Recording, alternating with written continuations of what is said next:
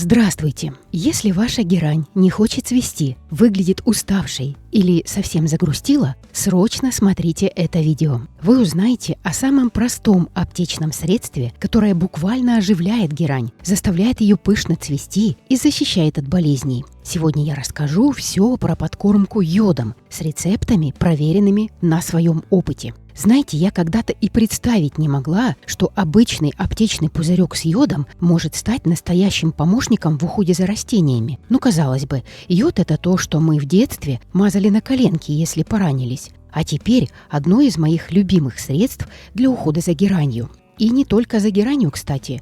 Но сегодня именно про нее, про королеву наших подоконников. Часто звучат вопросы: можно ли поливать герань йодом? Как часто? Не сожжет ли она корни? И сегодня я решила собрать все, что знаю, все, что перепробовала на своем опыте, и хорошее, и неудачное, и поделиться с вами, чтобы вы могли ухаживать за своей красавицей геранью с уверенностью и без страха. Итак, давайте по порядку. Что делает йод с геранью? Почему он вообще полезен? Во-первых, йод – это микроэлемент, который участвует в обменных процессах в растении. Он помогает улучшить усвоение других питательных веществ, укрепляет иммунитет герани, стимулирует цветение и защищает от грибков и бактерий. Особенно это важно весной, когда растение просыпается и набирает силу. Во-вторых, йод – это профилактика. Вы замечали, как иногда у герани начинают чернеть стебли у основания или появляются какие-то странные пятна на листьях? Это может быть связано с грибковыми инфекциями. А йод в слабой концентрации прекрасно дезинфицирует почву и помогает растению справляться с такими проблемами. Но сразу скажу, йод, как и любое средство, требует аккуратности. Если переборщить, то можно навредить. Поэтому я расскажу вам все безопасные рецепты, которые я использую сама и которые ни разу не подводили. Рецепт номер 1. Классическая подкормка йодом для цветения. Это тот самый способ, который я применяю чаще всего. Он помогает запустить активное цветение, укрепить герань и придать ей силу весной. Берем 1 литр теплой, не горячей воды. Важно, воду нужно использовать очищенную или отстоянную, без хлорки. Температура около 30-35 градусов, чтобы она была слегка теплой, но не горячей. Капаем в эту воду 1 каплю йода, ровно 1, не больше. Это важно, потому что даже такая маленькая доза способна дать мощный эффект. Я всегда использую пипетку или беру каплю с помощью иголочки от шприца, так точнее. Почему это важно? Потому что передозировка йода может навредить корням и самой герани. Листья могут пожелтеть, а рост остановиться. А вот в нужной дозе это настоящая витаминка для растения, запускающая цветение и укрепляющая иммунитет. Теперь хорошо размешиваем. Поливаем герань по краю горшка, не под самый корень. Это поможет избежать ожогов корневой системы. Такую подкормку можно делать раз в 2-3 недели весной и в начале лета. Это именно тот безопасный и мягкий режим, который дает устойчивый результат. Не перегружает герань, но регулярно поддерживает ее в тонусе. Уже через неделю после первой подкормки я замечаю, как листья становятся ярче, плотнее, насыщенного зеленого цвета, появляются новые бутончики, а само растение выглядит бодрым и вдохновленным на цветение. Рецепт номер 2.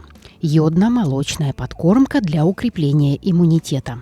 Этот рецепт я нашла еще у своей бабушки. Она часто добавляла молоко к раствору, чтобы смягчить воздействие йода и одновременно укрепить иммунитет растения, особенно если герань ослаблена или недавно была пересажена. В 1 литре теплой воды, лучше около 30-35 градусов, разводим 1 чайную ложку молока. Подойдет как домашнее, так и магазинное любой жирности, но лучше использовать нежирное до 2,5%, чтобы не забивались поры в почве. Добавляем туда 1 каплю йода. Размешиваем и поливаем аккуратно по краю горшка. Молоко работает как мягкий буфер. Оно снижает возможное раздражающее действие йода на корни и листья, обволакивая их тонкой пленкой, как бы защищая. При этом само по себе молоко содержит небольшое количество питательных веществ, в том числе кальций, который укрепляет клетки растения. Такая подкормка особенно хороша, если ваша герань только пережила пересадку, обрезку, долго болела или недавно переехала с улицы в дом. В такие моменты она ослаблена, как человек после болезни, и нуждается в деликатной поддержке, а не в резкой стимуляции. Йодно-молочная смесь в таких случаях работает бережно, мягко укрепляя иммунитет растения и помогая ему восстановиться. Рецепт номер 3. Йодный спрей от пятен на листьях. Если вы заметили темные пятна, подозрение на грибок или плесень на листьях, можно использовать йод в виде опрыскивания. В 1 литр воды добавляем 3-4 капли йода. Очень хорошо размешиваем и заливаем в пульверизатор. Опрыскиваем только больные листья утром или вечером, когда солнце еще не активное или уже садится. Это важно, потому что йод в сочетании с солнечными лучами может вызвать ожоги на чувствительных тканях листа. Лучше всего выбирать пасмурный день или поставить герань в тень после обработки, чтобы она спокойно впитала раствор и не пострадала от ультрафиолета. Я обычно делаю это в пасмурный день или ставлю растения подальше от окна, чтобы капли успели впитаться, не вызывая ожогов и не испаряясь слишком быстро. Повторяю процедуру через каждые 3 дня, внимательно наблюдая за листьями. Обычно уже после 2-го опрыскивания пятна начинают светлеть, а через 2-3 процедуры листья полностью очищаются и приобретают здоровый ровный цвет. Рецепт номер 4. Йодно-сахарная стимуляция для пышного цветения. Когда герань только собирается цвести и вы хотите, чтобы она выдала как можно больше соцветий, можно сделать вот такой состав. В литр теплой воды капаем 1 каплю йода. Затем добавляем туда 1 чайную ложку сахара.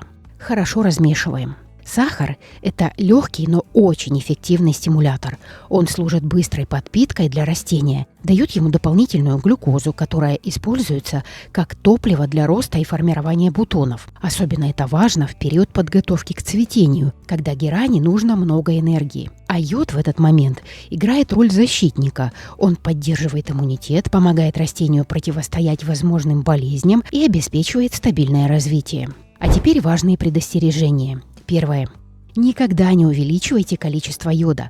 Даже 2 капли на литр могут быть уже слишком много и привести к ожогам корней и листьев, остановке роста и даже гибели растения. Йод – это не безобидная добавка, а мощное средство, и в уходе за геранью лучше придерживаться принципа «меньше значит безопаснее». 1 капля в нужной концентрации даст отличный результат, а лишнее может все испортить. Проверено на опыте. Второе. Не подкармливайте йодом чаще 1 раза в 2 недели.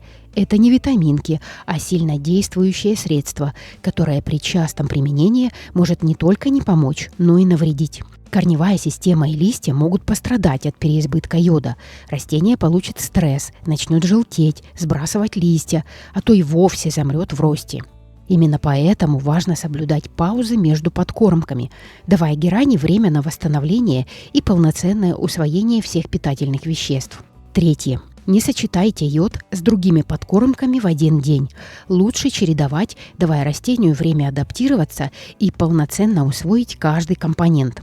Одновременное внесение разных составов, особенно с активными микроэлементами, может вызвать перегрузку и спровоцировать стресс у герани. Пусть сегодня будет йод, а через несколько дней, например, дрожжевая или зольная подкормка.